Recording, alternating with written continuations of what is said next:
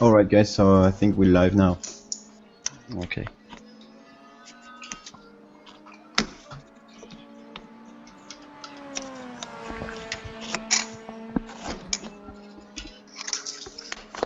So guys, hello everyone, sorry for the delay, we started a bit late. We're trying to set things up with Daniel, we're hitting some Steam issues. So he still doesn't have the download done, but we are here on the Google Hangout with Mark Puck, that you know as OC Stick from Race Department. We also have obviously Daniel on the Hangout here. We have John Sable and Darren Ganji from Inside Sim Racing.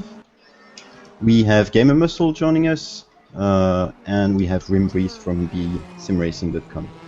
And of course Carsten and Marco from the development side and myself.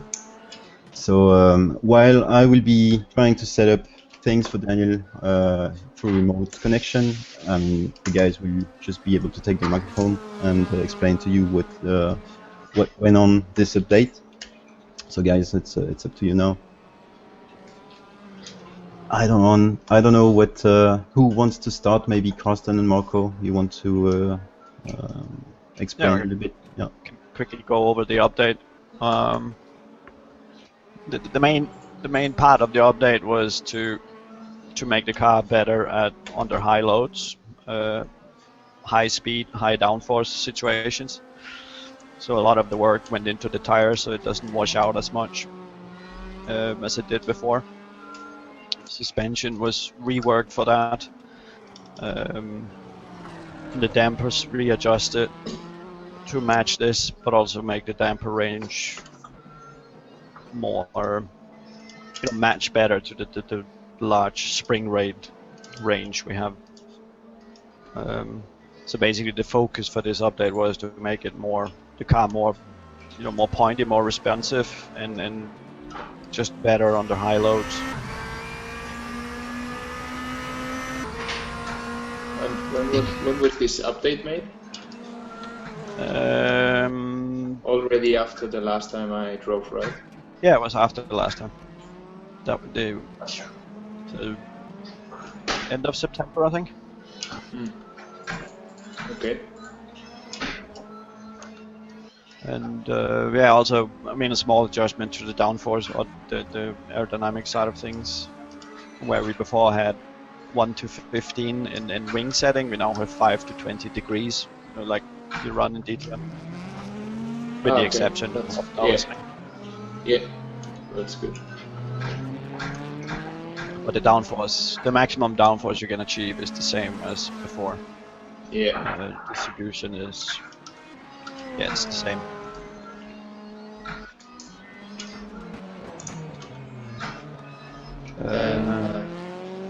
Yeah, then we adjusted tire wear, and we also introduced a new feature where if you run over different, we call them materials, so you have curbs, you have the tarmac, you have gravel, you have grass, you have low grip areas, or runoff roads and stuff. They have less grip, so when you touch them with one or all wheels, the wheels that touch that, they blend the grip level, for a brief moment, and then after a few seconds you have grip, you have your grip back again. So grass and gravel especially are low grip areas, so there, if you on that and come back out, you will feel it a lot. But it takes like, I don't know, 3-4 seconds, then you're clean again. When it sorry. No, go ahead. I was gonna say, when it blends the grip, how is it doing that on the technical level? Is it based on is it a timer, or is it affecting a sort of virtualized model of the tire? Like, how is it actually calculating it? At the moment, it's a little simple. I'm hoping we get one more feature in, but at the moment it's basically just based on rotation. So rotation, wheel rotation per second, and for per rotation it blends a certain amount. So the faster you drive, kind of so you put dirt on your wheel, and then it kind of does the opposite with taking with regaining the grip. But there it's a bit, from the first 90% goes fast, and then the next 10% goes slower, and the last like 2% goes even slower. So the grip regains very fast until like 95%, then a few seconds, then you're on 97.5 stuff. So it's a bit, it's gradual. But I would like if we can some point introduce some friction based as well, so you can scrub your tires clean again, basically.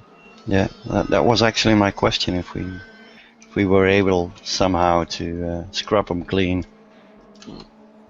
I hope we can do it, because then we can, as soon as you've gone through a high load corner, then your tire's pretty much clean, I guess. Mm-hmm. Daniel can probably answer that one. Yeah, go ahead. No, if you have been off and your tire is dirty, I mean, you pretty much one corner where you're well loaded up, it's basically scrubbed clean again, or yeah, depends on the degradation you have on the tire or how new the tire is. Like, if it happens late on the race, it takes a bit longer, and if it happens early and when your tires are up to temperature and with good grip, and it takes a bit shorter. But yeah, it's like 2 or 3 corners, but sometimes it can take up to 1 lap, or if it's very late in the race, or if your tires are not working in the right temperature range, they can stop working for the whole race. It happens sometimes, but that's a very special case. Yeah. Is that the marbles or just general dust and gravel? Yeah, could be. It must be the marble, more rather than just dust. Yeah. But it's not like you just really don't know why. And then when you analyze it, sometimes it can be because you were off and tires were in the right temperature range and they never worked. Can you instantly feel when the tire is clean? Let's say it reaches a level again where it's technically clean. Does that translate to your sort of steering and feel in the cockpit? Yeah, you can feel that. But as I said, it's pretty quick. It should be maybe 2 or 3 corners or a high-speed corner, and it should be back to temperature. So, I mean, you feel it. You don't really feel that the tire is back on its or it's clean again, but the grip is a bit lower, the rear is a bit more snappy, or the front is not grippy enough. It's just back to normal, but it's just a slight balance shift that you get from that off or whatever. Daniel, at the moment with the RaceRoom, which parts of the simulator do you think would for you relate to the real world? Which parts do you think capture it the best at this point in time? I think at the moment the graphics are very close. That's something I felt since the DTM experience came up. I think they've been improving them, but since the beginning the tracks look pretty realistic, and that's something that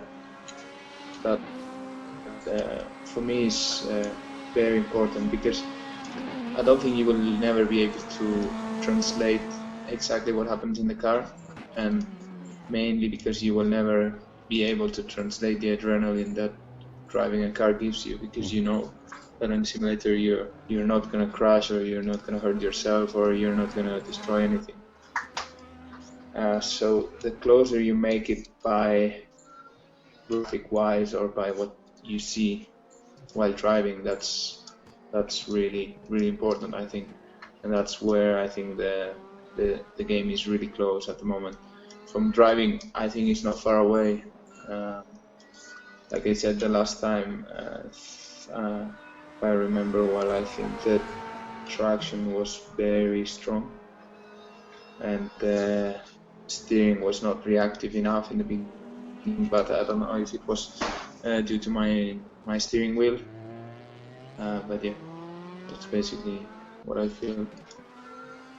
How long did it take you to sort of adjust from going from driving a real DTM car, and obviously that requiring a fair bit of force on the brakes, and the steering obviously being a lot more responsive, a lot more forceful, and then sort of adjusting and then jumping into the simulator? Did you find it really hard to sort of go from something very physical and strong to something where I think you're using a G25, so obviously it's a lot more delicate and light? Was that really hard for you to get around that sort of difference with the simulator, to switch between the two? Is that, or did you just find it easy to switch between a simulator and then real driving? I found it easy because I've been driving simulators since I'm 16, 17, so I've been quite familiar with the G25. I've had 3 steering wheels so far. I've played in the past in the RaceRoom games, so I find it pretty good to adapt quickly to what the game requires. Some drivers, they really struggle, to be honest. I mean, when the DTM experience came up, and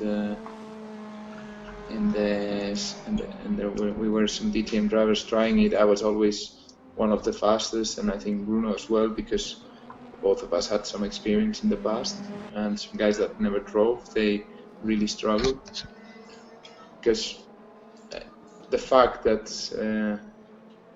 the platform is not moving, or when you have a seat that is not moving, or when you're not used to the force feedback that kind of steering gives you, it makes it a bit not unrealistic, but it makes it difficult to feel for us as drivers, and we are basically used to what a proper steering or a real car gives you, and yeah, it's just weird when you're not familiar with it. But as I said, I was in the past driving other simulators, and that was easy to adapt. I think one of the things Bruno said was that he found one of the big aspects of RaceRoom was that it really allowed him to just focus and get that aspect of training in, just getting in the mindset. Is that the case for you as well? Yeah, it's good. I think everything that you can do with the simulator out of track is always going to help if you can adapt to it. Mainly because this is a sport where you're not really going to be driving so much the car, because it's an expensive sport. So we are only testing off season, during pre-season and then post-season. So all you can take from a simulator or from a game, even if it's a proper game, or it's just a game where you're having fun or enjoying, you can always practice many things. You know, I used to just drive flat out with simulators and try to just drive around and do the fastest lap times, but sometimes I used it to try my consistency and try my focus. You know, just go on the track and do 15 constant laps and try not to be off the track limits and try to be within 2/10. So that's also a good way to practice yourself mentally. Daniel, Sorry, James. Daniel, it's Mark Puck from racedepartment.com. Hi, Mark. How are you? All good, yeah? Good, thanks. Thanks for being here. Yeah, no worries. I was wondering, what would your take be on getting, say, the top sim drivers that are around right now, say the world champions sim drivers? Do you think they would be able to manage driving your real-world race car? I think they would, yeah, because if I remember well, when I raced in the past, actually in race department, I did some races with the WTCC, and there was one guy from Finland. I think his name is Gregor Hutu. Yes. Yeah. That guy was unbelievable. I don't know. So he was really, really good. And then I saw a video on YouTube from him driving a Formula Mazda, I think it was in America, where he was just very quick, but he couldn't really drive the car physically because he was not prepared. But he had the the ability to drive. And I think if you're a top class in sim racing, you can probably do a lot with racing.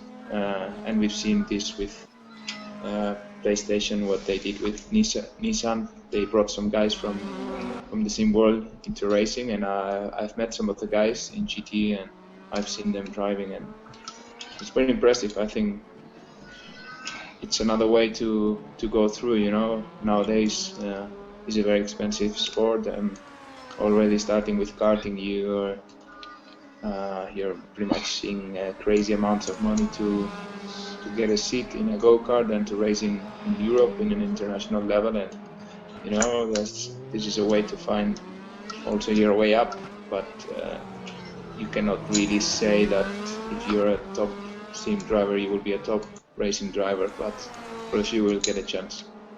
Well, that's good to hear in any case. And how does sim racing help you in preparation for your own racing? I try to play a lot in the winter time because it's when I'm at home.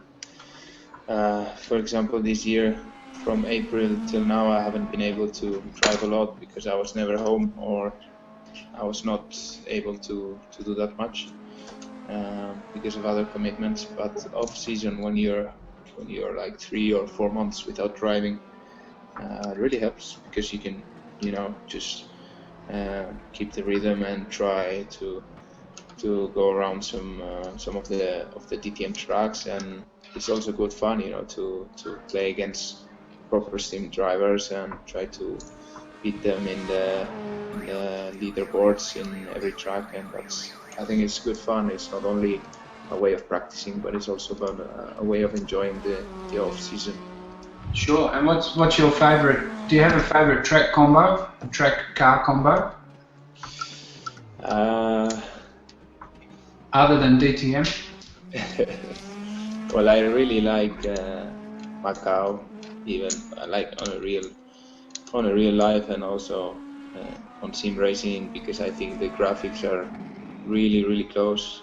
And 1 or 2 weeks ago I tried the track with the DTM car actually on the game, which makes it a bit weird. I don't think we will ever race there, but it was good fun to drive. And I think any powerful car with some downforce in a track like Macau is, for me, #1. That's a real tricky track too, isn't it? There's a lot of walls. Yeah, and especially in sim racing, you know, it's a good way to practice a track like Macau or RaceRoom, let's say, because you know the car is not going to break, and it's easy to clip the wall and just keep driving and do a faster time. Mm-hmm. But if you focus on trying to avoid all the walls and try to practice as if you're in the real car, that's a really good practice for when you get a chance to race there. So it's a good way to get yourself into a rhythm. And what sort of equipment do you have at home, if I could ask?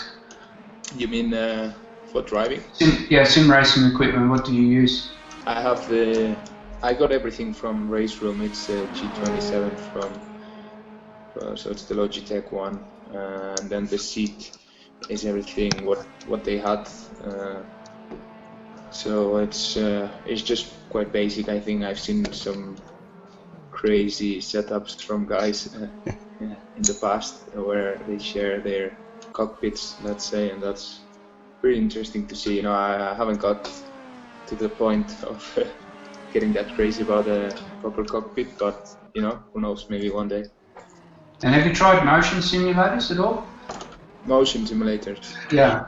Yeah, I actually work for Mercedes F1 in the simulator from this year, and I'm driving quite a lot there, and that's I would say one of the top simulators in the world. From what I heard, also, I mean, they have the same system like McLaren. And, okay. You know, I've tried a lot of motion simulators. I've tried the Dallara one, which is the same as Ferrari. I've tried the Red Bull one in the past. I've tried Force India, Williams, and I got to the conclusion that you don't really need a huge motion on the car. I mean, it's good to have some feedback, but for example, what we have at Mercedes is not like crazy movement in the car where you kind of get sick. That's what I had, for example, at Dallara. The simulator was moving really a lot, and it made you seasick. So I think you need just enough to feel the changes you have in the car or everything you make. And that's what, for example, we have at Mercedes, is just slight motion that gives you pretty much the feeling of what's going on in the car and of the changes you make. Do you have any feeling of traction loss and acceleration and braking? Yeah, but the traction loss feeling is more coming from a kind of vibration under you in the platform, and still I think it's always hard to replicate what's on track, but what they do there, Mercedes, is pretty well. It's pretty good, because it's basically, you feel like kind of vibration that is telling you that you're losing the grip. And what they try to replicate quite well is with the tire model, they try to replicate the temperatures. And let's say if you go out of a corner and you're sliding at the rear, then the next corner will be affected with the consequent overheat on the tires, on the rear tires, and that's something quite positive, because in F1 it's quite a big thing with the Pirelli tires. Sorry, James. So with RaceRoom, do you find that you're driving the same lines in the simulator as you're taking in reality, or how does it line up in that regard in terms of corner approach? Yeah, I think it's quite close. I don't think in a simulator, in RaceRoom, there's anything different on the lines. The only thing that you could basically feel is, let's say, some curves are different. You can use some curves more than others, or you can cut some corners more than others, but the lines are pretty good, are the same, so that's a good thing. How much, you know, when you arrive at a track and you have your practice sessions, how much actual track time do you get in real life for an actual event? How many laps do you think you get to put in before a race? You mean in the real life? Yeah. If you don't know a track. If you've just come, say you've got the race coming, the race weekend coming up, presumably if it's a new track you don't know, so you've just got the simulator time. But then before actually doing the race, how much real world time would you get from the practice sessions in terms of sort of numbers of laps you'd be able to put in?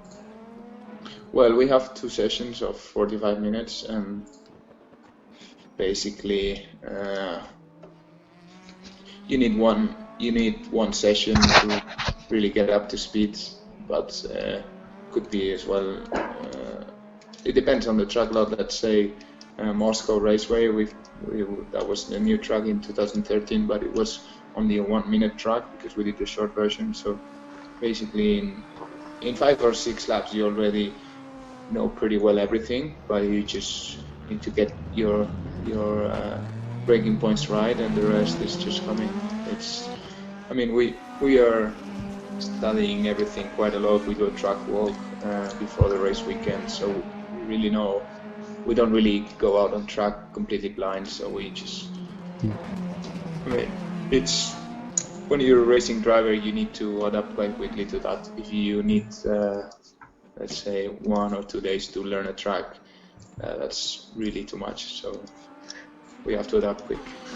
If the DTM is going to the United States, to Texas, if they should, do you think most DTM drivers would start using a home simulator to get acquainted with the coded track?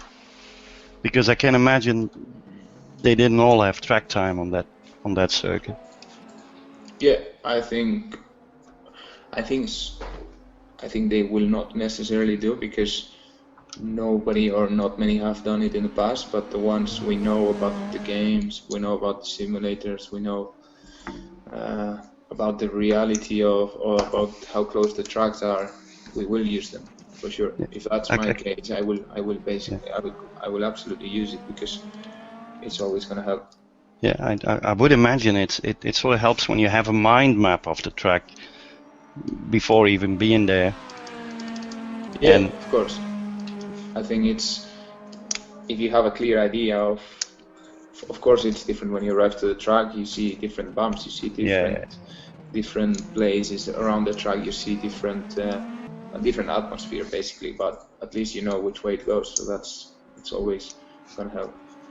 then another question I asked Bruno last week, which is the braking points in the game in RaceRoom.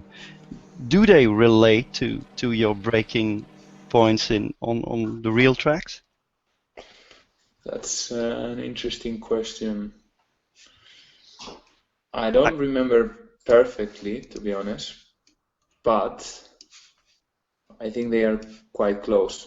You will not see a track that is, or a corner that is very far away, a braking point to the real track. So from what I remember now, let's say Hockenheim turn 2 and turn 5, which is basically the hairpin on the back straight. It's very close. Yeah. If you're running on the virtual track, especially a track you've done a lot of laps on, do you adjust your braking points, or is it sort of like your, I would almost say, memory muscle memory that makes you brake at the same points as in the real car, or do you instantly adjust to the virtual version and just brake later, so to speak? You basically, when you get into a game, you are tending to overshoot the braking points. So you're looking at the usual braking point of the real car, but you overshoot because, like There's I said, no danger involved. Yeah. Exactly. You don't have the adrenaline, so you just say, okay, must be somewhere here, but you're not really. If you fail the braking point, you usually miss it by braking too late rather than too early, because there's no adrenaline involved. So that's what I would say the big thing. Okay. Someone in the chat room was asking how many degrees of steering does your real DTM car have?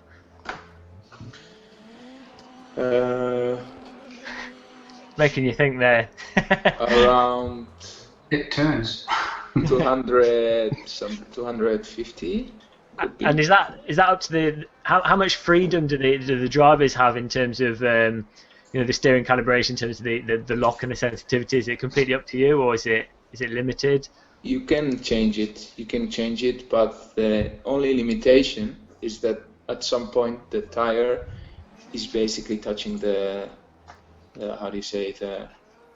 bodywork of the car. So that's basically what we play with. But let's say a track like RaceRoom, where you have basically hairpins and you need to really turn the car.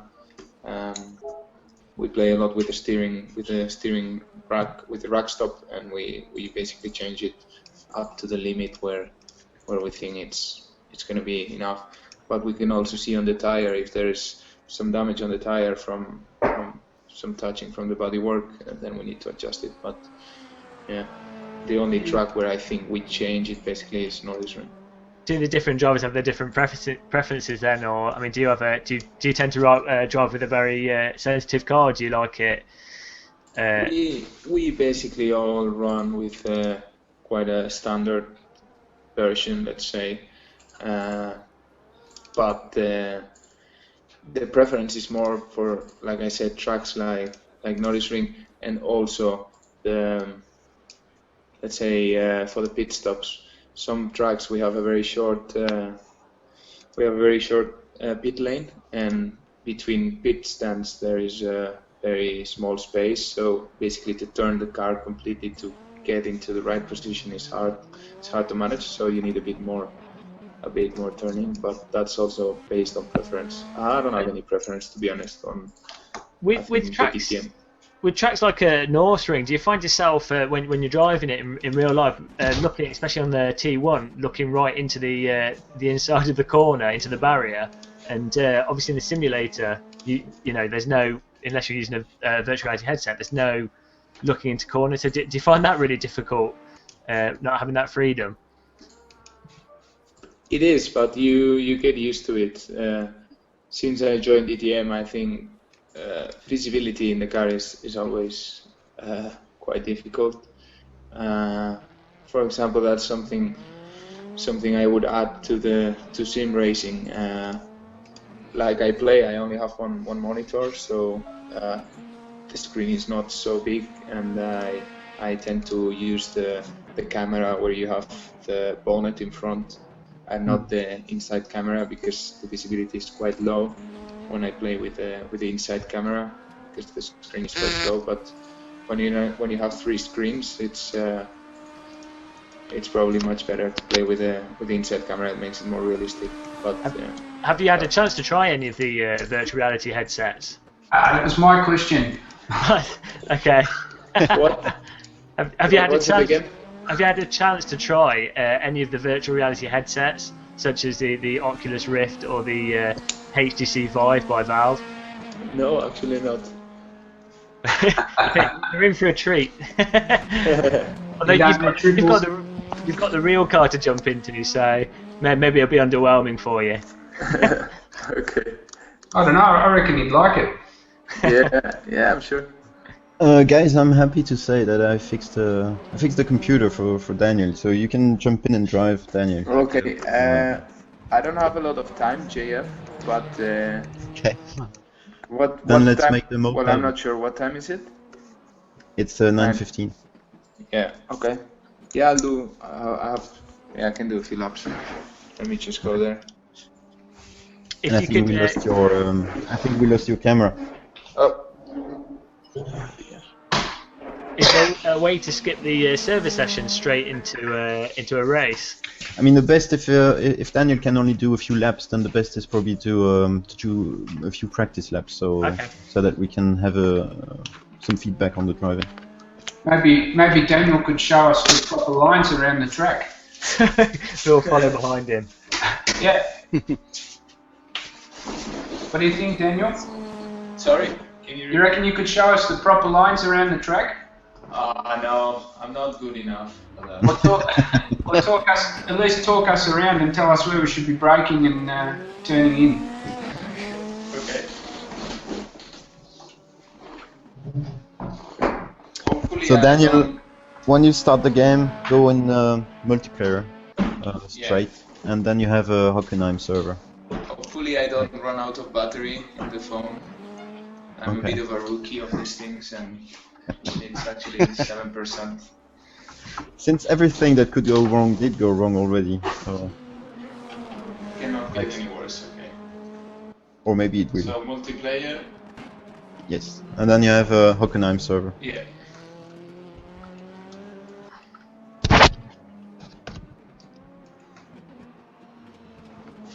Yeah, and when you get in, remember to reset to default with the setup and the steering. He has a completely clean installation, Okay. so we're good. Okay.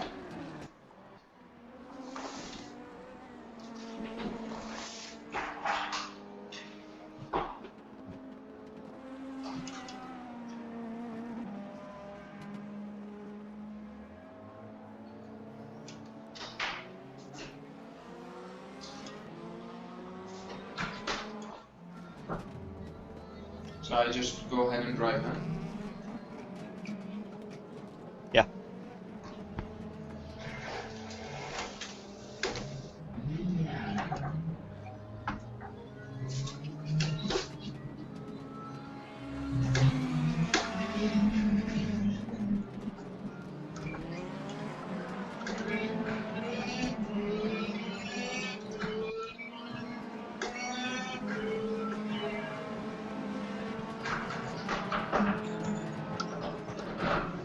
I just need to turn off the automatic gearbox. I think it's F4 or F5. Ah. Yeah, I tried with this, but it didn't work. Okay. Auto clutch, shift mode.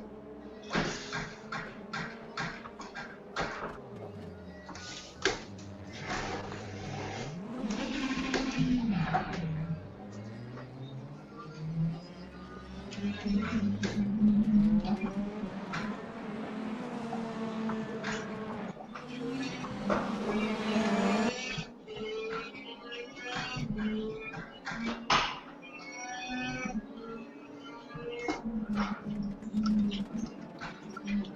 graphics are really good, like I said.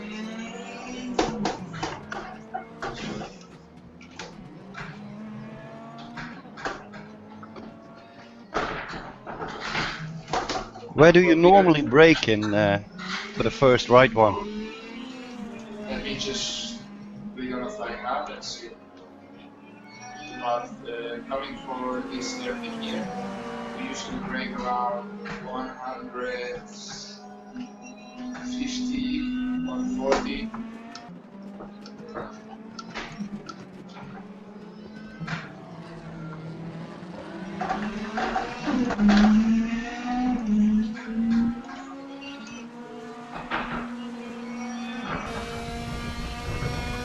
Here we brake around this road track that comes from the right side of the asphalt.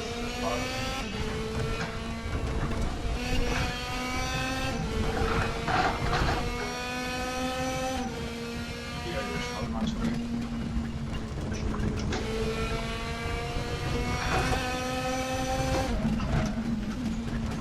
Normally in that corner I think there is an 100-meter sign or a 50-meter sign.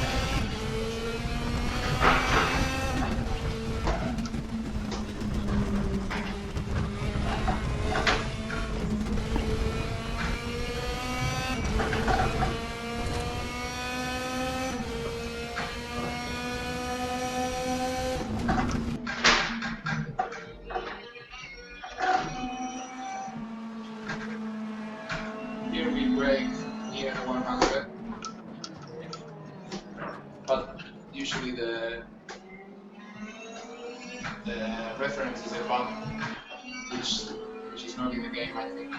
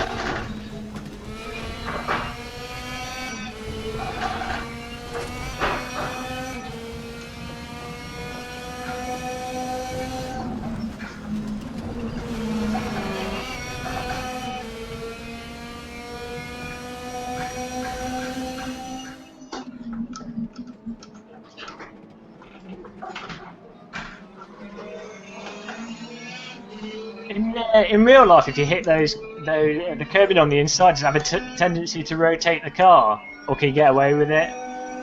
Has a tendency to destroy the car. So that's not good. Yeah, that's why my car feels a bit destroyed now. I'm having some issues to downshift.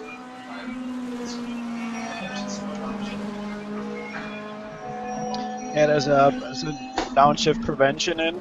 So when you downshift and the RPM would go above your rev limit, then it refuses to shift. Okay, that's good. That's a good thing, because I think that was not there in the past, right? No. And you could just over rev the whole. Yeah, it was abused a lot. But we will increase it a little bit, to 105%.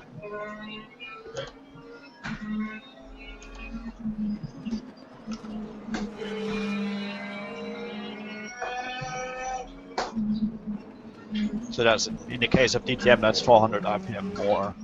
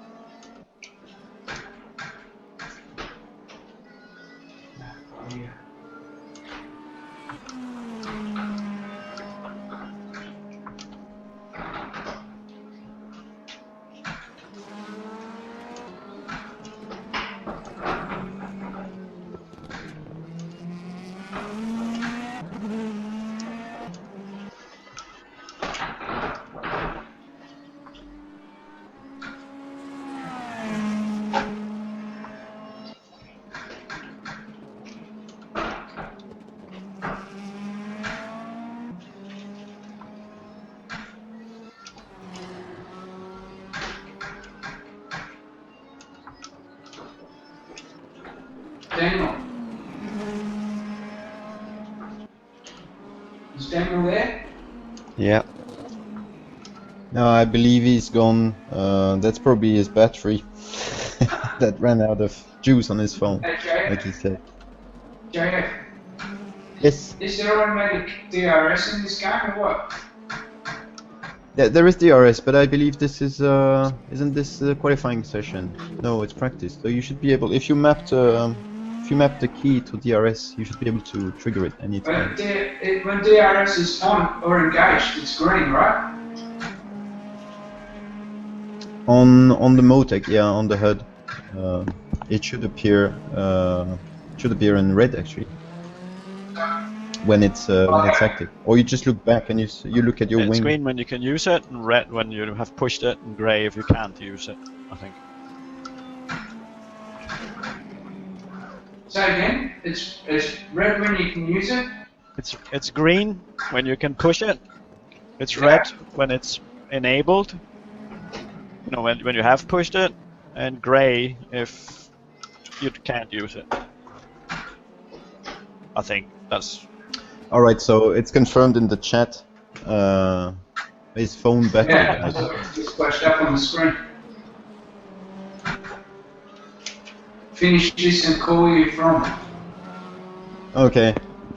He means he will finish his laps and call us from the other phone.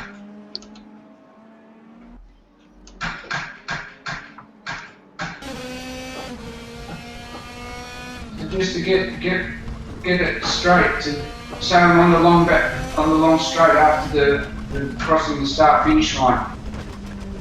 It's the DRS is green, and I push it and it goes red. So DRS is engaged, right?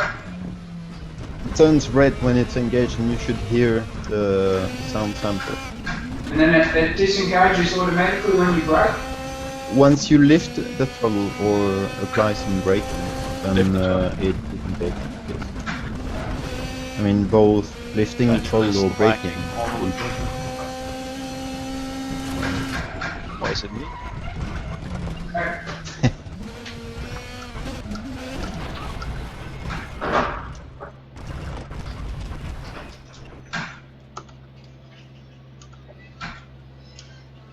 No, I don't know. The other ones are calm. No, it seems like Daniel is lagging, indeed.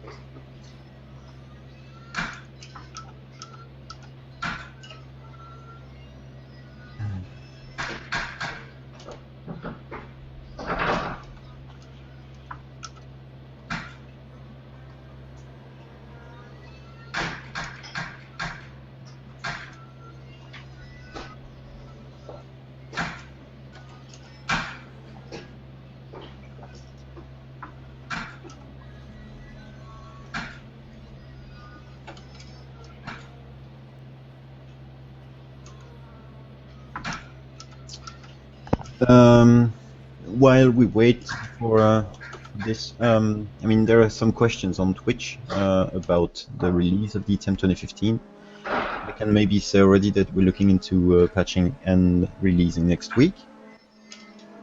And there is a question also about DTM 2015. When it's out, is it going to be able? Are we going to be able to play multiplayer with it? Yes. And this patch that we will do next week will also unlock the DTM 2014 cars for the community dedicated servers. So you'll have both. I mean, all 3 seasons featured in RaceRoom. You will have them in multiplayer for the community ded.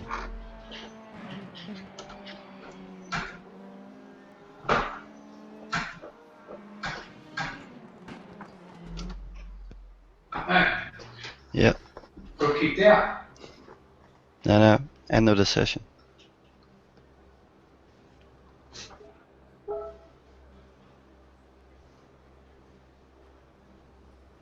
So guys, what do you think so far?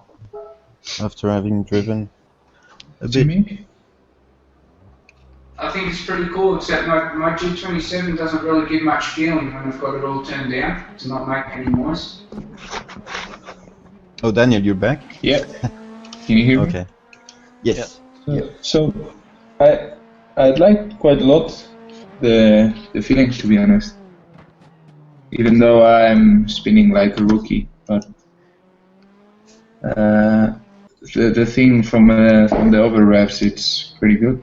That's something I used to do a lot on the sim, which was not really realistic. But I used to slow down the car a lot by over revving the car, and that's something very positive now, because it's also it also helps the way of practicing, comparing it to real life, because we don't just arrive and shift down like crazy. So that's pretty good. And also the feeling of the balance of the car and the way the feeling of the tire, sort of when you're turning in and braking into the corner in turn 2, let's say, it's more of a realistic feeling now.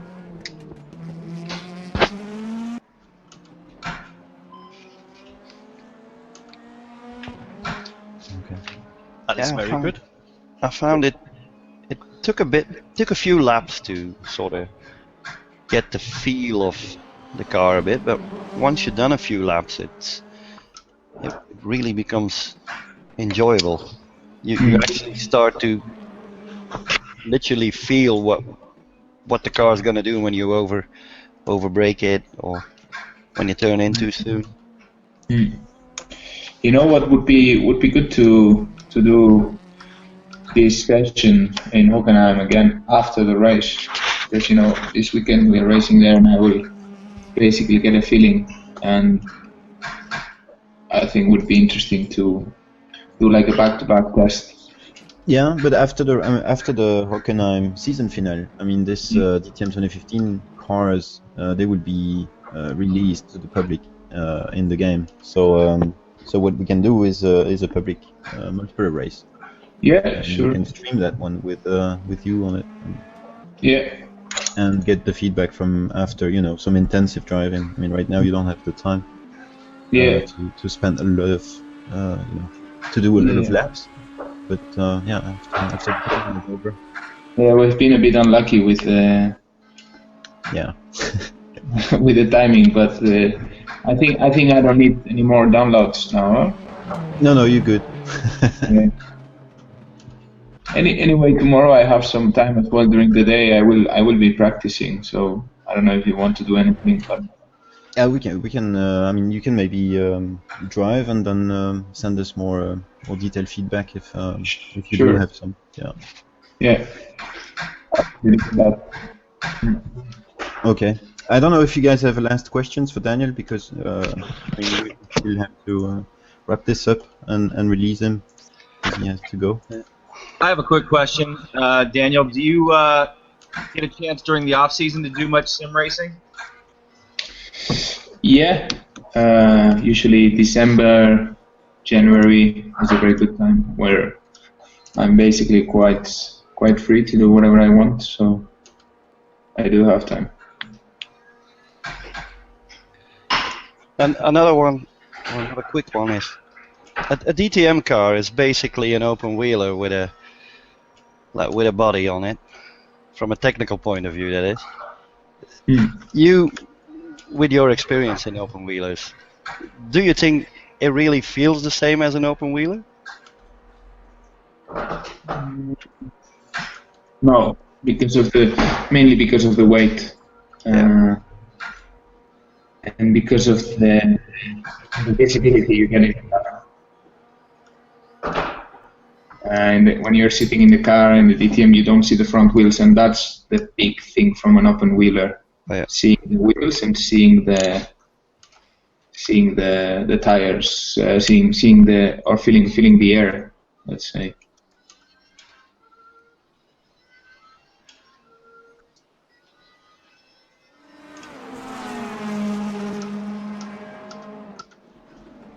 All right.